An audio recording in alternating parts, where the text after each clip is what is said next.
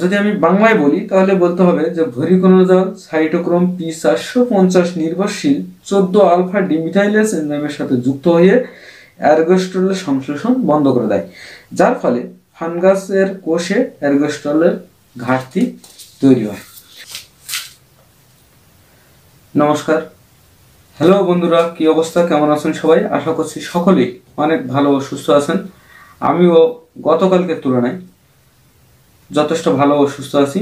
বন্ধুরা, আপনারা জানেন দ্য অ্যাকমি ল্যাবরেটরিজ লিমিটেড সাম্প্রতিক সময়ে বেশ কিছু প্রোডাক্ট মার্কেটে লঞ্চ করেছিল। তো যে সকল প্রোডাক্টগুলো মার্কেটে লঞ্চ করছে তার ভিতর থেকে বেশ কয়েকটি প্রোডাক্ট নিয়ে আমি আপনাদের সামনে কথা বলেছিলাম। তো দ্য অ্যাকমি ল্যাবরেটরিজ লিমিটেড অতি সাম্প্রতিক সময়ে আরও একটি প্রোডাক্ট বাংলাদেশের ফার্মা মার্কেটে লঞ্চ করেছে।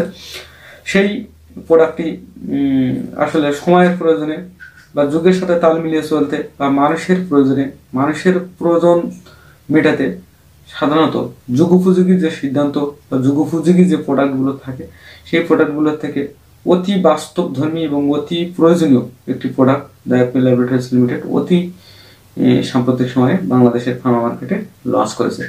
বন্ধুরা, আপনারা এই প্রোডাক্টটা সম্পর্কে হয়তো অলরেডি জানেন, তারপরও এই প্রোডাক্টটি কেন লঞ্চ করেছে এবং কি কারণে এই প্রোডাক্টটি সাধারণত লাগবে এবং এই প্রোডাক্টটি আপনারা কেন ব্যবহার করবেন, কি কাজে লাগবে, এর মোড অফ অ্যাকশন কি বা কখন খাবেন বা সমস্ত বিষয় নিয়েই আজ আমি আপনাদের সামনে কথা বলবো।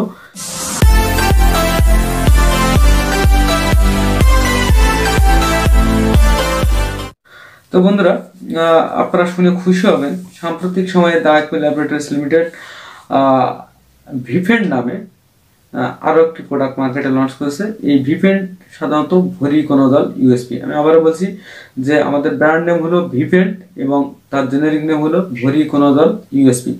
বন্ধুরা, আপনারা জানেন যে টিনিয়া ইনফেকশন সারা বিশ্ব জুড়ে বিস্তৃত এবং সাধারণত যেখানে অতি আর্দ্রতার থাকে, জনসংখ্যা বেশি থাকে এবং পুয়ার হাইজেনিক অবস্থা থাকে, এইরকম দেশগুলোতে সাধারণত টিনিয়া ইনফেকশন ব্যাপকভাবে বিস্তার লাভ করে এবং টিনিয়া ইনফেকশনের চিকিৎসার জন্য আমাদের বেশ কিছু ট্রপিক্যাল এবং সিস্টেমিক অ্যান্টিফাঙ্গাল এজেন্ট ছিল, যে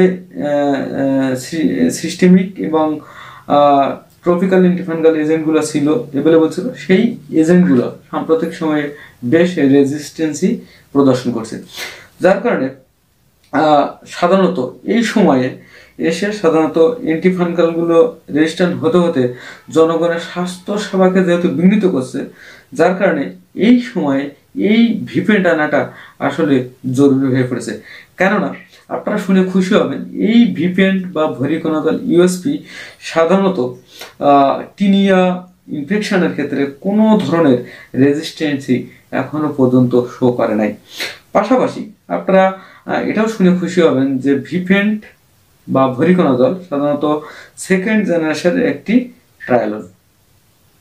আমি আবারও বলি যে এই ভিপেন্ট বা ভরিকোনোজল সেকেন্ড জেনারেশনের একটি ট্রায়াজল, যেটা ব্রড স্পেকট্রাম অ্যান্টিফাঙ্গালের ক্ষেত্রে সর্বাধিক কার্যকরী এবং সর্বাধিক বায়োঅ্যাভেলেবিলিটি, সর্বাধিক বিস্তৃত টিস্যু পেনিট্রেশন এবং এক্সিলেন্ট ক্লিনিক্যাল এফিকেসি শো করছে, যার কারণে ভরিকোনোজল বা ভিপেন্ট যে ট্যাবলেটটির কথা বলছি, এই ট্যাবলেটটি সাম্প্রতিক সময়ে লঞ্চ করাটা অতীব অতীব অতীব জরুরি হয়ে পড়েছিল এবং অতীব সময় উপযোগী সিদ্ধান্ত বলে আমি মনে করি।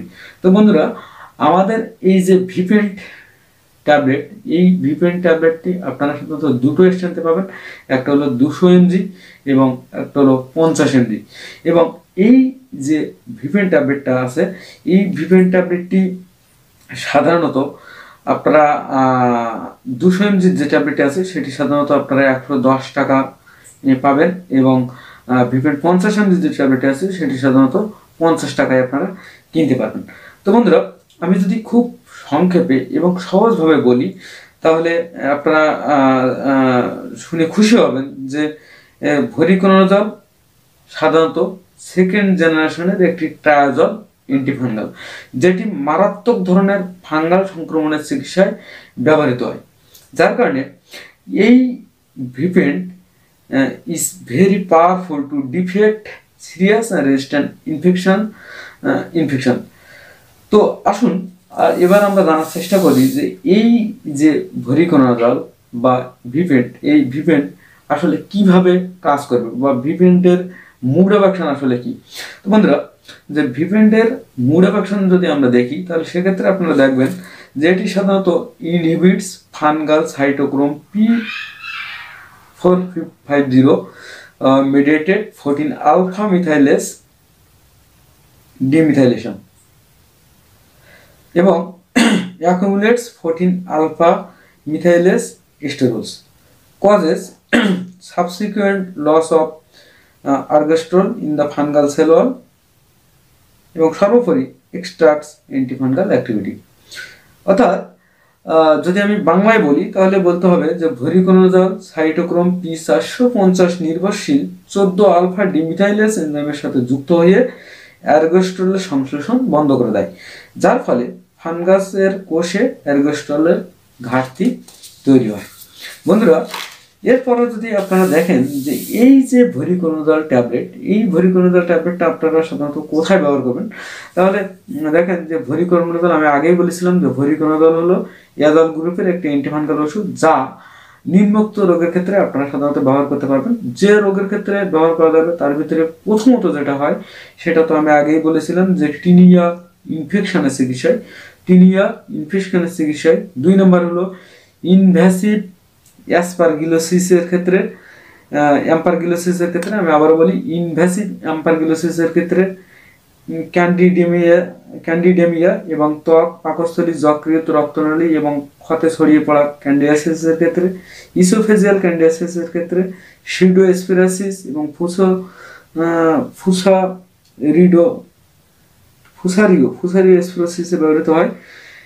এরপরে আপনারা যদি দেখেন তাহলে সেক্ষেত্রে আমাদের এর ডোজটাও জানা খুবই প্রয়োজন, ডোজ বা ডোজেস অ্যাডমিনিস্ট্রেশনটা জানা খুবই প্রয়োজন। তো সেক্ষেত্রে যদি আপনারা দেখেন যে এই যে ভরিকোনাজল ট্যাবলেট আছে, এটা সাধারণত খাবার 1 ঘন্টা আগে বা খাবার 1 ঘন্টা পরে আপনারা সেবন করতে পারবেন এবং 40 কেজি বা তার বেশি যদি দৈহিক ওজন হয় তাহলে প্রথম দিন সাধারণত 400 mg ট্যাবলেট এভরি 12 আওয়ার্স ব্যবহার করতে হবে এবং দ্বিতীয় দিনে সেটা কমায়ে 200 mg ট্যাবলেট এভরি 12 আওয়ার্স ব্যবহার করতে হবে এবং এটা সাধারণত 7 থেকে 14 দিন ব্যবহার করতে হবে। এবং 40 কেজির নিচে যদি কারো দৈহিক ওজন থাকে তাহলে সেক্ষেত্রে আপনারা প্রথম দিন 200 mg ট্যাবলেট 12 আওয়ার্স ব্যবহার করতে হবে এবং দ্বিতীয় দিনে এসে 100 mg ট্যাবলেট 12 আওয়ার্স ব্যবহার করতে হবে 7 থেকে 14 দিন পর্যন্ত। এবং বাচ্চাদের ক্ষেত্রে যদি আপনারা দেখেন, বাচ্চাদের বলতে আমি সাধারণত বোঝাচ্ছি 2 বছর বা তার অধিক এরকম পেশেন্টের ক্ষেত্রে যদি আপনারা দেখেন তাহলে দেখতে হবে যে 9 mg ট্যাবলেট ব্যবহার করতে হবে পার কেজিতে 12 আওয়ার্স এবং ম্যাক্সিমাম 350 mg পর্যন্ত 12 আওয়ার্সের ভিতরে ব্যবহার করা যাবে। তো বন্ধুরা, এই যে ভরিকোনাজল ট্যাবলেট, এই ভরিকোনাজল ট্যাবলেট সম্পর্কে আমি মোটামুটি আপনাদের সামনে আলোচনা করেছি। তবে এই ভরিকোনাজল ট্যাবলেট সাধারণত প্রেগনেন্ট এবং ল্যাকটেশন মাদারদের ক্ষেত্রে ব্যবহার করা যাবে না। তবে যাদের কিডনি প্রবলেম রয়েছে বা আদার্স প্রবলেম রয়েছে, এরকম প্রবলেমে সাধারণত এই ভরিকোনাজল ট্যাবলেট ব্যবহার করা যাবে। তো বন্ধুরা, এখন আপনাদের যদি আমি বলি যে সাধারণত ইনভ্যাসিভ অ্যাম্পারগিলোসিস কি, ক্যান্ডিডেমিয়া কি, এছাড়া ইসোফেজিয়াল ক্যান্ডিডিয়াসিস কি, সিডোস্পিরাসিস কি এবং ফুসারিও স্পিরোসিস কি, এই বিষয়গুলো সম্পর্কে আমরা বিস্তারিত জানবো। আশা করি যে আপনাদের ভালো লাগবে।